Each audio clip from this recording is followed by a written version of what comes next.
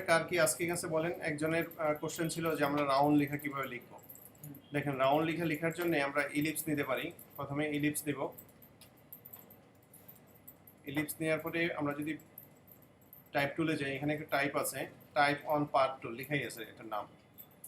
এতে যখন আমরা এখানে দেখেন একটা চিহ্ন দেখতে পাচ্ছি, এটা কার্ভ আছে। এই কার্ভটা দিয়ে আসলে বোঝানো হচ্ছে যে এটা কার্ভের মধ্যে লেখা যায়। আমরা যখন ক্লিক করব, এখন যদি লিখি, দেখেন বাঁকা করে লেখা আসতেছে। যদি টেক্সটটাকে বড় করে দেখা যাচ্ছে কি হচ্ছে। বাইরে ক্লিক করলে বেসিক্যালি কি দেখাবে? শুধু টেক্সটটাই দেখাবে, কিন্তু এটা হিডেন অবস্থায় থাকবে।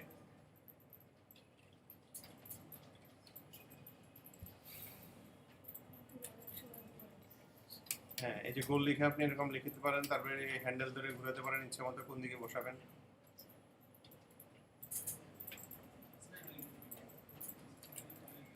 আর কার কোনো আজকে কি করেছে বিষয়টা? সলিড আছে, সলিড থাকা অবস্থায় এটা সিলেক্ট করে এফেক্ট থেকে ব্লার থেকে গসিয়ান ব্লার প্রিভিউতে ক্লিক করলে আমি দেখতে পাচ্ছি কত পার্সেন্ট হবে। তারপর এটাকে যদি কালার আমি কমাই দিতে চাই, লাইট রেড কালারটা বেশি কেটকেটা মনে হচ্ছে।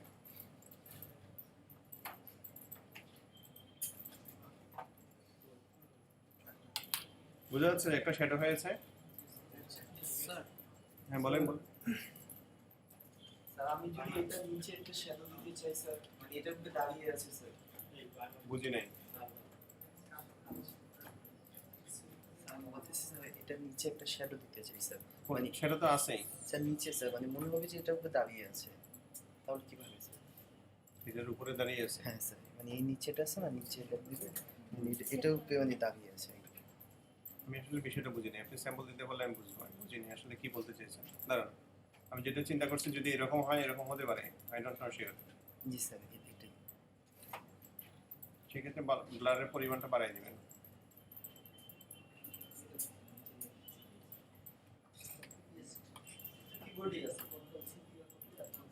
এরকম কিছু জি স্যার। করতে চেয়েছেন।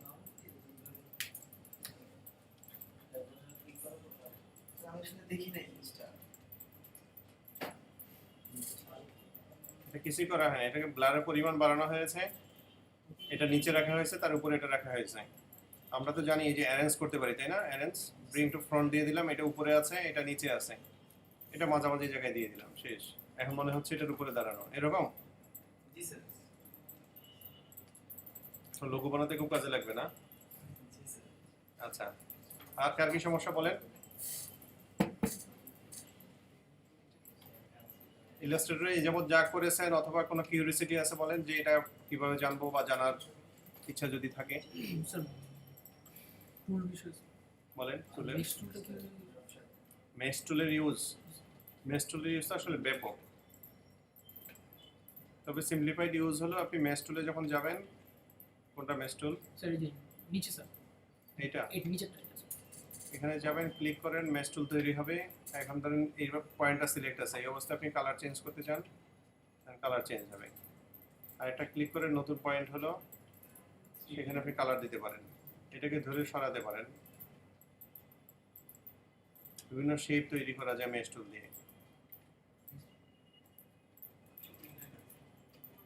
এরকম মডিফাই করতে পারেন।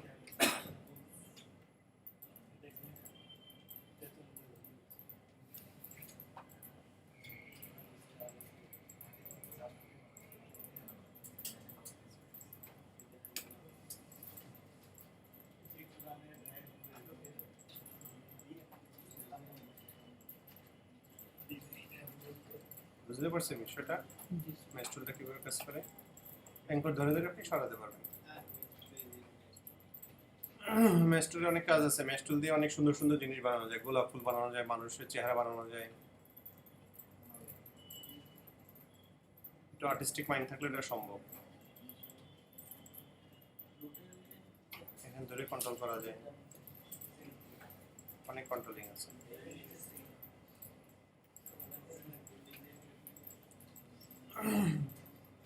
আর কারো কোনো সমস্যা নাই ইলাস্ট্রেটরে, তাই তো? আচ্ছা আচ্ছা বলেন।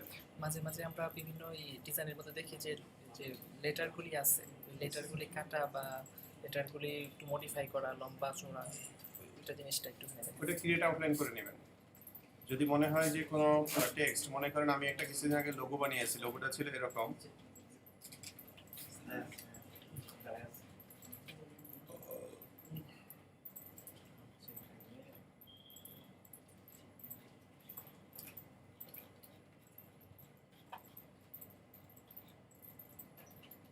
ক্রিয়েট আউটলাইন তো আমরা করতে পারি, তাই না? Yes sir. ক্রিয়েট আউটলাইন করে বেসিক্যালি ডিজাইনটা ছিল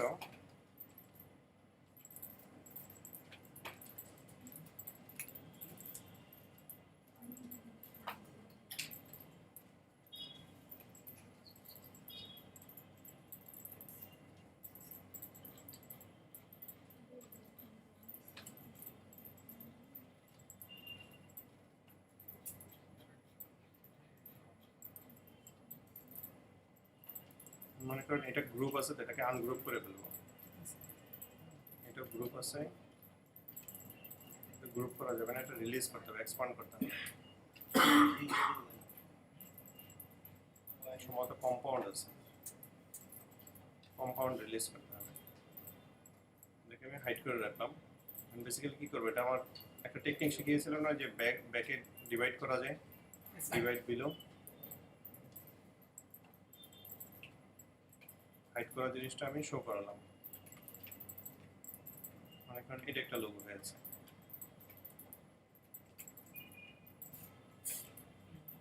এক্স্যাক্টলি এরকম না, কাছাকাছি আর কি বিষয়টা।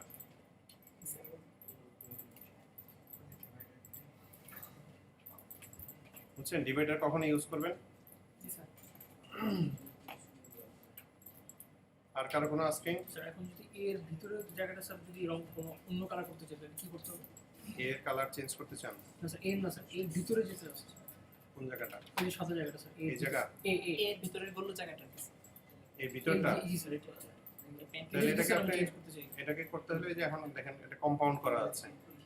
এটা তো আমরা জানি যে কোনো জিনিসের মাঝখানে যদি ছিদ্রি করতে হয় তাহলে কম্পাউন্ড করতে হয়। তাহলে এটা যেহেতু সিঙ্গেল আছে, এটা কম্পাউন্ড অবস্থায় আছে, এটাকে কম্পাউন্ড রিলিজ করতে হবে। রিলিজ করলে এখানে হয়ে যাবে। এখন আপনি এটা ধরে কালার করতে পারেন। জি স্যার। আচ্ছা।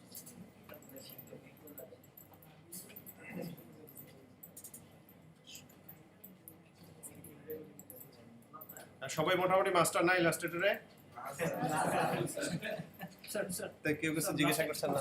বলেন। ব্লেন্ড টুলটা ব্লেন্ড টুলটা দেখাইছিলাম তো, এই যে লোগো বানানোর সময়। ব্লেন্ড টুল হলো সিম্পলিফাইড। আচ্ছা, টুলসের কিছু ইস্যু দেখাই দেই, তাই না? টুলসগুলো দেখে ব্লেন্ড টুলটা চেয়েছে। ব্লেন্ড টুলটা হলো দেখেন, এটা দিয়ে আমরা টান দিলে কিন্তু ব্লেন্ড হচ্ছে না। তাহলে কি করতে হবে? আগে আপনি ব্লেন্ড টুল দেখতে যাচ্ছেন, জি জি গ্রেডিয়েন্ট না। আচ্ছা ঠিক আছে, এটার মজার কাজ করা যায় চাইলে।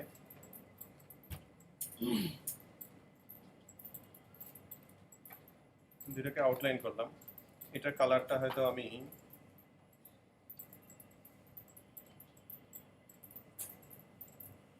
গ্রিন, এটা এক কালার আছে। দুটো সিলেক্ট করে ব্লেন্ড টুল আছে, ব্লেন্ড টুল দিয়ে কি করা যায়? এখানে একটা ক্লিক, এখানে একটা ক্লিক, একই সাইডে ব্লেন্ড হয়ে গেছে। এখন এই ব্লেন্ডটাকে অনেক রকম কাজ করা যায়। কি করা যায়? এটাকে আপনার কন্ডিশন স্মুথ আছে, এখানে স্মুথ থেকে স্টেপ দেওয়া যায়, ফিক্সড স্টেপ। এখানে হয়তো আমরা যদি 12 দিই, 15 দিয়েছি, 15 স্টেপ চলে আসছে। এখানে যদি 5 দিই, 5 স্টেপ চলে আসবে। যদি 20 করি, 20 স্টেপ চলে আসবে। এটা হলো ডিজাইনের ক্ষেত্রে সে কার্ভটা কিরকম করবে, স্ট্রেট রাখবে নাকি বাঁকা করে দেবে, এটার জন্য দুইটা। কিন্তু এখানে তো কার্ভ নাই, এখানে এরকম আসবে, স্পেসিফিক ডিস্টেন্স আছে। এটা সাধারণত ম্যাক্সিমাম ইউজ হয়। এটা ব্লেন্ড টুল। ব্লেন্ড টুলটা দিয়ে সাধারণত এরকম কাজ করা যায়। আচ্ছা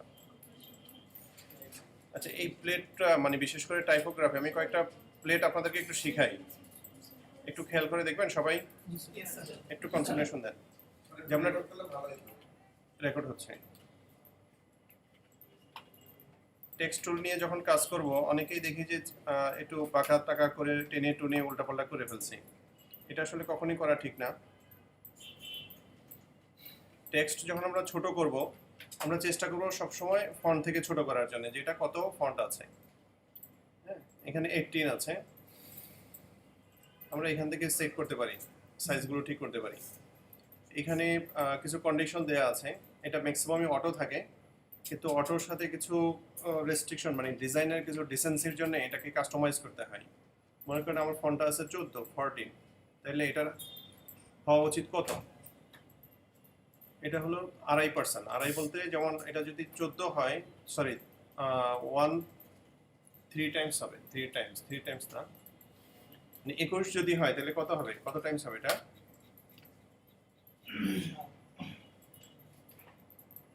দেড় গুণ।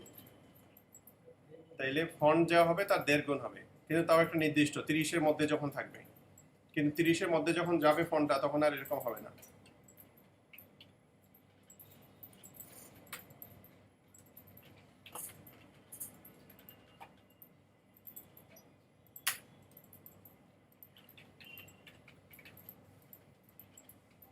দেখেন এখানে একটা ডিসেন্সি আছে, এই ফন্টটা যখন এটা মনে রাখবেন, এই ডিজাইনের মানে কি বলে, এটাকে বলে লিডিং, বেসিক্যালি এটাকে বলে লিডিং। এই যে দেখেন মাউস ওভার করলে দেখাচ্ছে লিডিং। এই লিডিং এর স্পেসটা 30 ফন্টের মধ্যে যখন থাকবে তখন আপনি দেড় গুণ রাখবেন, তাহলে দেখবেন যে স্ট্যান্ডার্ড একটা স্পেসিং মনে হবে। আর যখন নাকি 30-এর উপরে চলে যাবে অথবা 30 হবে, তখন হয়তো এই জিনিসটা এই ডিসেন্সি মানবে না, তখন আপনার মনের মতো করে বা নিজের মতো করেই কাজটা করতে হবে। এখানে মনে করেন আমি 30 করলাম, এখন যদি আমি দেড় গুণ দিই তাহলে কত হয়? 45 হয়, তাই না? 45 অনেক বেশি হাইট হয়ে যাচ্ছে, তখন হয়তো আপনাকে এখানে কমাতে হবে। আমরা একটা লেআউট করব, লেআউট করলে তখন আসলে এই জিনিসগুলো দেখা যাবে। আমরা যেহেতু লেআউট ডিজাইন আছে আমাদের কোর্সের মধ্যে, তখন আমরা এগুলো দেখব কিভাবে কাজ করে। সাথে আমরা প্লেটটা জানি, এখান থেকে আমরা ফন্ট চেঞ্জ করতে পারি, এটা তো আমরা সবাই পারি এমএস ওয়ার্ডের মতো, তাই না? এখানে আমি সিলেক্ট করে দিলাম, ফন্ট চলে আসলো। ফন্টের ক্যাটাগরি, সাব ক্যাটাগরি আছে, যেটা রেগুলার হবে, ইটালিক হবে, সেমি বোল্ড হবে, বোল্ড হবে, সেটা সিলেক্ট করে দিতে পারি। নেক্সট এখানে ফন্ট সাইজ, এটা হলো লিডিং, হ্যাঁ, এটা হলো কার্নিং, এটা হলো ট্রেকিং। কার্নিং আর ট্রেকিং আমরা পার্থক্য কি? যদি কোনো একটা ক্যারেক্টার, স্পেশালি আমি চাই যে B8 এর মাঝখানে যে গ্যাপটা আছে এই গ্যাপটা থাকবে না, কম থাকবে, আমি এখানে মাইনাস করে দিতে পারি 75। দেখেন শুধু এইটুকু সে স্পেস কমিয়ে দিয়েছে। আমরা যদি চাই 100 করে দিতে, স্পেস কমিয়ে দিয়েছে। আর যদি চাই যে আমার একটু শুনি ভাইয়া, কথা না বলে পিছনে যারা আছে একটু শুনি, আমি এগুলো কিন্তু দরকার হবে আপনারা যখন নাকি ডিজাইন লেআউটের কাজ করবেন, এগুলো প্রয়োজন হবে। আমি যদি পুরো ওয়ার্ডের মধ্যে স্পেসিং কমাতে চাই তাহলে করতে হবে আমাকে এই কাজটা, বা বাড়াতে চাই, অনেক সময় কমানো অথবা বাড়ানো দরকার হয়। তাহলে ট্রেকিং আর কার্নিং এর পার্থক্যটা কি বোঝা গেছে? কার্নিং কি করে? একটা ক্যারেক্টারের মাঝখানে শুধু স্পেসিং কমানো বাড়ানোর কাজ করে। আর ট্রেকিং হলো পুরো ওয়ার্ডের মধ্যে অথবা পুরো সেন্টেন্সের মধ্যে যতটুকু সিলেক্ট থাকবে অতটুকুর মধ্যে সে কাজ করবে।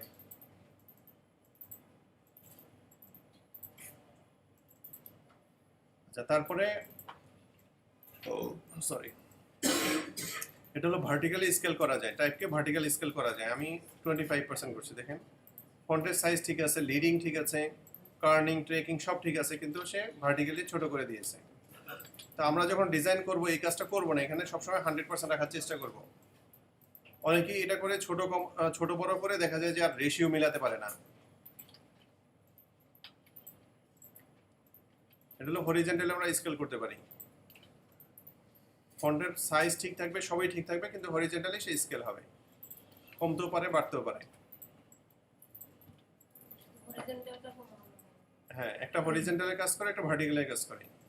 কখনো যদি আমরা ডিগ্রি সাইন দিতে চাই তাহলে আমরা কি করব? আমরা মনে করেন এখানে এরকম দিলাম, স্কোয়ার দিতে চাই, তখন কাজ হলো এটার। আবার নিচে যদি দিই আমরা, এটা নিচে যাবে। আমরা যদি এই টেক্সটগুলো সবগুলোকে অল ক্যাপ করতে চাই তাহলে এটা চাপবো। এটার ফাংশনটা কি আমরা জানি? Small cap. স্মল ক্যাপ মানে হলো প্রথমটা লিখছি বড় হাতের, এটা বড় হাতের আছে, এগুলো বড় হাতের হয়েছে, কিন্তু সে ছোট সাইজ রেখে হয়েছে। স্মল ক্যাপ মানে স্মল থেকে সে ক্যাপিটাল করেছে।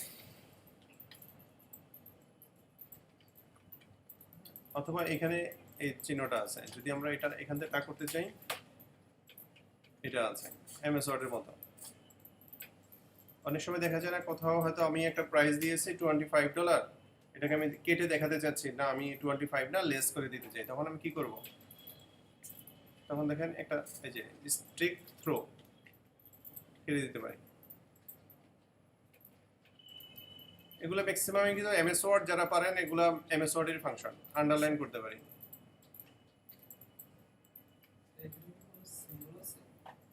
থাউজেন্ডস অফ সিম্বল আছে, আপনি যে কোনো সিম্বল নিয়ে আসতে পারেন। ইলাস্ট্রেটরে তো সিম্বল বানানো জায়গা। এটা কি করে রোটেট করে, কে যেটা বলছিলেন না টেক্সট রোটেট করার কিভাবে করে, এই টেক্সটকে আপনি এখান থেকে রোটেট করতে পারেন ইচ্ছে মতো।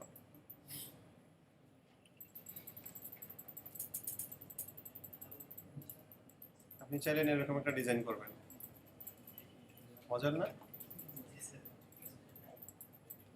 আচ্ছা, তাইলে আমার এই প্লেটটা সম্পর্কে মোটামুটি ক্লিয়ার, তাই না? প্যারাগ্রাফে অল্প কিছু ফাংশন আছে, সেগুলো অ্যালাইনমেন্ট সেট করা যায়, প্রথম দিকে স্পেস দেওয়া যায়, শেষের দিকে দেওয়া যায়। হ্যাঁ, এগুলো নিয়ে সময় নষ্ট করি না, আমরা অন্যদিকে একটু আগাই। সবগুলো প্লেট এখানে পাবেন।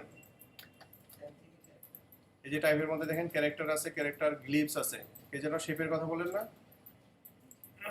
এখান থেকে আপনি শেপ পাবেন, যত ধরনের শেপ দরকার সবগুলো পাবেন।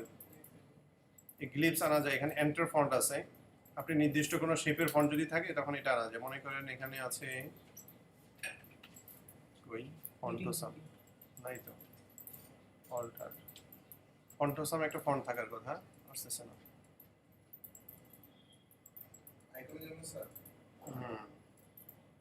আচ্ছা, ফন্টোসামটা আপনাদের এখানে ইনস্টল করে দেওয়া হবে কয়েকদিনের মধ্যেই, তখন এটা ইউজটা দেখাবো ফন্টোসাম কিভাবে ইউজ করা হয়। আচ্ছা, আমরা দেখাতে চাচ্ছিলাম গ্রেডিয়েন্টটা। গ্রেডিয়েন্ট টুলটার একটু ইউজ আমরা হয়তো হালকা দেখেছি, কিন্তু আরেকটু দেখে নিই কিভাবে কাজ করে। এখানে ক্লিক করলে এটা অ্যাক্টিভেট হবে গ্রেডিয়েন্ট। দেখেন গ্রেডিয়েন্ট চলে আসছে। গ্রেডিয়েন্টের ধরন আছে দুইটা, একটা হলো লিনিয়ার, একটা হলো রেডিয়াল। রেডিয়ালটা দিলে এরকম হবে, লিনিয়ারটা দিলে যে কোনো একদিক থেকে আসবে। এটাকে আমরা কিভাবে কন্ট্রোল করতে পারি দেখি। এটা দেখেছিলাম মনে হয় একটু, তাই না? আমরা লেফট সাইডে হোয়াইট আছে, রাইট সাইডে ব্ল্যাক আছে। আমরা যদি ডাবল ক্লিক করি এখানে কালার আসছে, কালার থেকে সুয়াজ থেকে আমরা কালার নিতে পারি। আবার যদি এটা ক্লিক করি বা ডাবল ক্লিক করি সুয়াজ আসছে, এখান থেকে কালার নিতে পারি। যদি আমরা অ্যাড করতে চাই, মাঝখানে দেখেন আমার মাউসটা যখন মাঝামাঝি আসছে তখন একটা প্লাস চিহ্ন, এখানে প্লাস চিহ্ন নাই, এখানে আসলে প্লাস চিহ্ন আসছে। ক্লিক করলাম, প্লাস চিহ্ন চলে আসছে। ডাবল ক্লিক করে এখানে যদি হোয়াইট দিয়ে দিই, দেখেন হোয়াইট চলে আসলো। এখন যদি আমি একটা ডিস্টেন্স লোকেশন সরাতে চাই, দেখেন এখানে লোকেশন দেওয়া আছে, আমি 25% করে দিই 25-এ। আমার প্রয়োজন হলে এখানে আমি আরেকটা কালার দিব, সেটা হয়তো ইয়েলো হবে, সেটা 75-এ দিব। তার মানে আমরা এখান থেকে লোকেশন চেঞ্জ করতে পারবো। স্যার, আমি এখান থেকে হলুদ কালারটা বাদ দিতে চাচ্ছি। হ্যাঁ, হলুদ কালারটা বাদ দিয়ে খুব সিম্পলিফাইড, এটা ধরে টান দিয়ে ছেড়ে দিবেন, অথবা সিলেক্ট করে সম্ভবত ডিলিট করলেও যাবে। এই যে আচ্ছা, আমরা রেডিয়ালটা একটু দেখি, রেডিয়ালে কিভাবে কন্ট্রোল করা যায়। রেডিয়াল সিলেক্ট অবস্থায় যদি আমরা এই টুলটা নেই, গ্রেডিয়েন্ট টুলটা নেই, দেখেন এটাতে পুরো কন্ট্রোলিংটা আছে। এখানে আপনি কাজগুলো করতে পারবেন। এই কালারটা এখান থেকে সরানো যাবে, দেখেন এখানে সরাচ্ছেন, আমার ইয়েতে প্লেট থেকে কিন্তু সরতেছে। মাঝখানে হলো সেন্টার পয়েন্ট, আমি সেন্টার পয়েন্টটাকে কমাতে পারি, বাড়াতে পারি। এখানে কি কালার চেঞ্জ করা যায়? এখানে কালার চেঞ্জ করা যায়।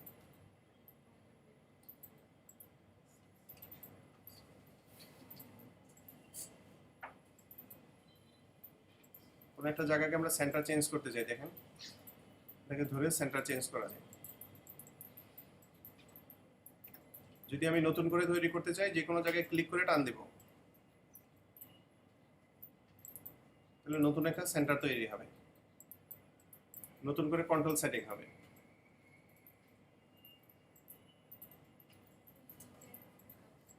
এটা হলো কালার সোয়াপ করা যায়, রিভার্স করা যায়, যে এদিক থেকে ওইদিক কালারটা যাবে। এটা স্ট্রোকে আগে এক সময় স্ট্রোকে দেওয়া যেত না, এখন স্ট্রোকেও দেওয়া যায়। স্ট্রোকেও চাইলে গ্রেডিয়েন্ট করা যায়।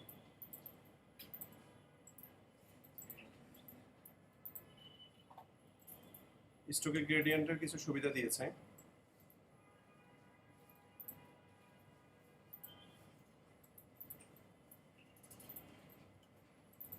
যে যেটা সেন্টার থেকে হচ্ছে, কর্নার থেকে হচ্ছে, দুটোতে একই রকম হচ্ছে।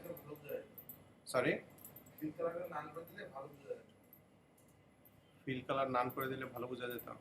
আচ্ছা, এখন বোঝা যাচ্ছে?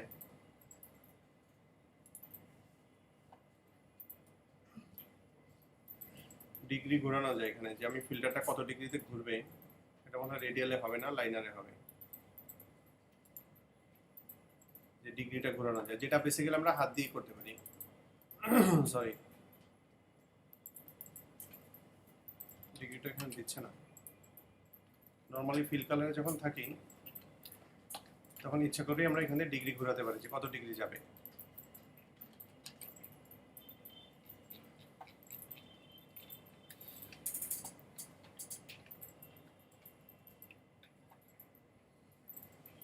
এটা ট্রান্সপারেন্সি বলে একটা কথা আছে, যেখানে অপাসিটি কমানো যায়।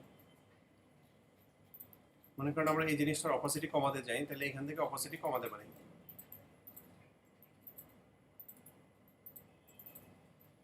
এখানে অপাসিটি ছাড়া আরো কিছু ফিচার আছে, ডার্কেন আছে। এটা আসলে বোঝা যাবে যদি আমার নিচে আর একটা অন্য কালার থাকে বা কিছু থাকে।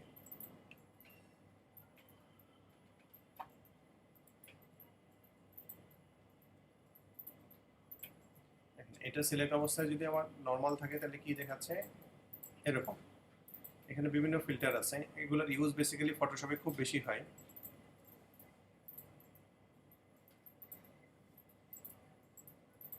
বিভিন্ন রকম কালার কম্বিনেশন করার জন্য, ডিজাইন করার জন্য এগুলো ইউজ হয়।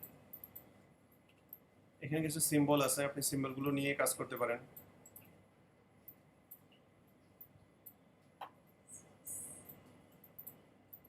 এগুলো নিয়ে ইচ্ছা মতো কপি করা যায়, আনলিমিটেড কপি করা যায়। একটা প্যাটার্ন বানানো শিখাই না, কিভাবে প্যাটার্ন বানায়। আমরা অনেক সময় দেখি না, অনেক বিভিন্ন গিফটের আইটেমের মধ্যে ডিজাইন করা থাকে। আচ্ছা,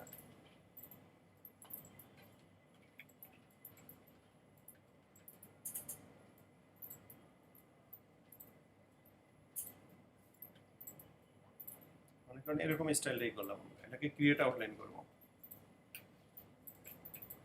একটু কালার করে নিন যাতে দেখতে সুন্দর লাগে।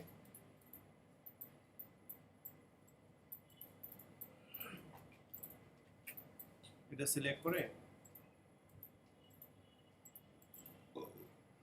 সরি ফটোশপ না, ইলাস্ট্রেটর।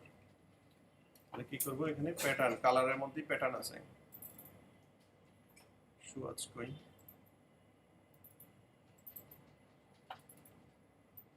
টান দিয়ে যদি আমরা তুলে দিই, এখানে দেখেন নতুন একটা সিম্বল চলে আসছে। এই অবস্থায় এটা সিলেক্ট করে যদি এটা দেই, দেখেন প্যাটার্ন হয়ে গেছে।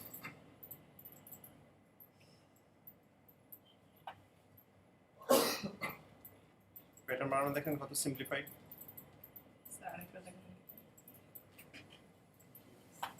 আরেকটা দেখাতে চাচ্ছেন,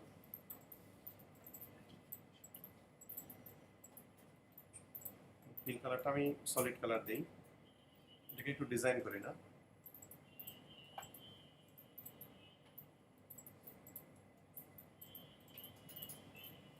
আচ্ছা, এটা করার পরে অবশ্যই যদি আমি এক্সপান্ড না করি তাহলে কাজ করবে না। এক্সপান্ড করে একটু ছোট করি, এটাকে টান দিয়ে জাস্ট এখানে তুলে দিব, আর কিছু করতে হবে না। দেখেন নতুন সিম্বল চলে আসছে।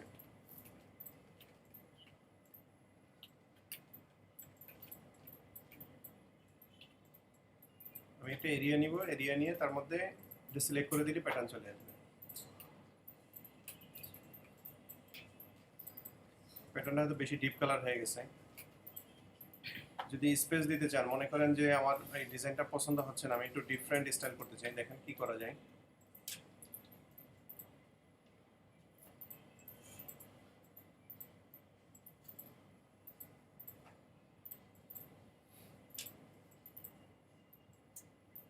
আপনি ইনিশিয়ালি একটা ডিজাইন করে নিতে পারেন, যে আমি ডিসটেন্সটা এরকম দিব, এখান থেকে হয়তো একটা নির্দিষ্ট পিক্সেলের আমি ডিসটেন্স দিব,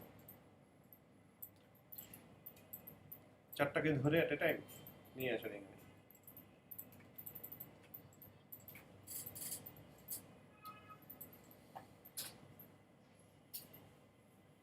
ক্লিয়ার বিষয়টা? সিম্পলিফাইড না, যে কোনো ধরনের প্যাটার্ন এখন আপনারা বানাতে পারবেন।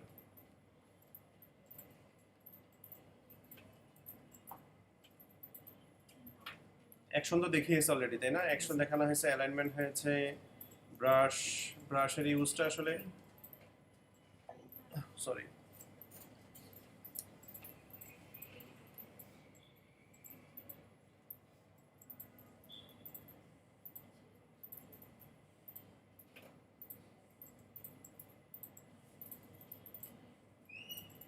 এখানে ক্যালিগ্রাফিও করা যায়। এই যে দেখেন ক্যালিগ্রাফি স্টাইল হয়ে গেছে, বাঁকাতেরা করলে হবে।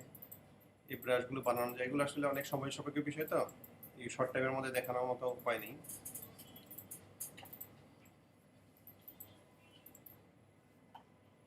এখানে কিছু লাইব্রেরি আছে, সিম্বলের লাইব্রেরি আছে প্রচুর, তার মোবাইল ম্যাপ আছে, এগুলো আপনারা নিজেরা দেখে নিন।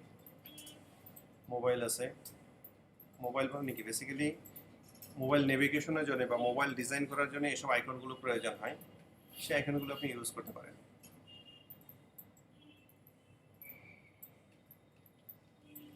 যখন ডিজাইন করবেন তখন এগুলো ইউজ করতে পারেন, এগুলো এক একটা আইকন।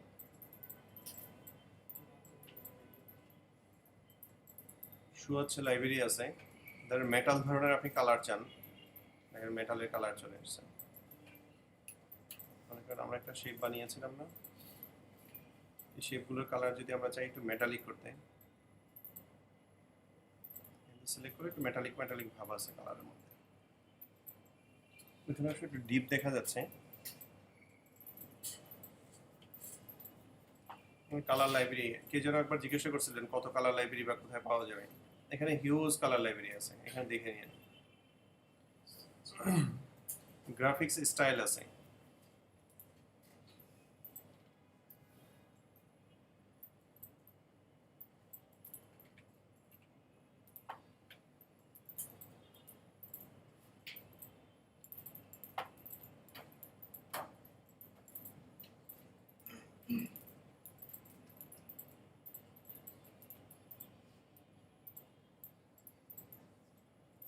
প্রচুর লাইব্রেরি আছে, আপনি যে কোনো ডিজাইন বানালেন সেটাতে ইফেক্ট দিতে পারেন।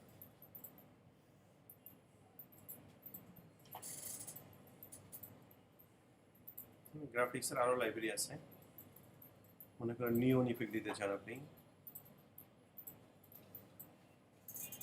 এগুলো কি শুধু স্ট্রোকের উপর? স্ট্রোকের উপরে, নিয়ন মানে তো বর্ডার।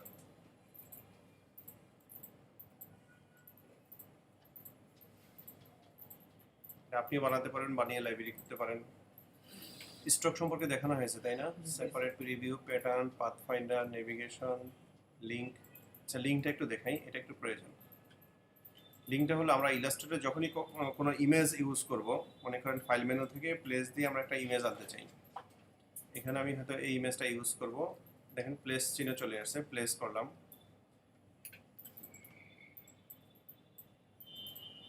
এই ইমেজটা এখন লিঙ্ক অবস্থায় আছে। এটা যদি আপনি ফাইলটা কাউকে দেন অবশ্যই ইমেজটাও দিয়ে দিতে হবে আলাদা করে, কিন্তু আপনি যদি চান না যে আমি এটা ইমেজটা আলাদা করে দিব না, ইলাস্ট্রেটর ফাইলটা দিলেই যেন সে ইয়ে হয়ে যায়, কি বলে, ফাইলটা চলে যায়, ইমেজটা চলে যায়, তাহলে এটাকে এমবেডেড বলে একটা কথা আছে। এখন দেখেন ইমেজের সাথে আর লিঙ্কিং এর মানে এডিট করার, অরিজিনালে যাওয়া, আপডেট লিঙ্ক করার কোনো অপশন নেই। এবং দেখেন চেহারাটা পাল্টে গেছে, আগে একটা ক্রস চিহ্ন ছিল, ক্রসটাও নেই। তার মানে হলো সিম্বলগুলো দেখে বোঝা যায় যে বেসিক্যালি ইমেজটার সাথে লিঙ্ক নাই। আর লিঙ্ক থাকলে কি হবে, দেখেন এই যে লিঙ্ক যখনই থাকবে একটা ক্রস চিহ্ন থাকবে, এবং এখানে ক্লিক করলে সে এডিটে চলে যাবে।